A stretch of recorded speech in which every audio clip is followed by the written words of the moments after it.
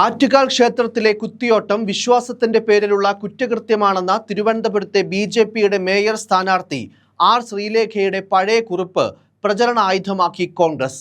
ആറ്റുകാൽ പൊങ്കാലയിൽ ചൂരൽകുത്ത് കുട്ടികൾക്ക് മാനസികമായി പ്രയാസമുണ്ടാക്കുമെന്ന് പരസ്യമായി പോസ്റ്റിട്ടയാളെയാണ് മേയറായി ബിജെപി ഉയർത്തിക്കാണിക്കുന്നതെന്ന് കോൺഗ്രസ് നേതാവ് കെ മുരളീധരൻ പറഞ്ഞു. അങ്ങനെയുള്ളവരാണോ ഈ നഗരത്തിന്റെ മേയർ ആകുന്നതെന്നും മുരളീധരൻ ചോദിച്ചു. കുട്ടികൾക്ക് ശാരീരികവും മാനസികവുമായി കടുത്ത പീഡനം ഏറ്റുവാങ്ങേണ്ടി വരുന്നുവെന്ന് 2018 ശ്രീലേഖ കുറിപ്പ് എഴുതിയതിന് പിന്നാലെ ബാലാവകാശ കമ്മീഷൻ കേസെടുത്തിരുന്നു.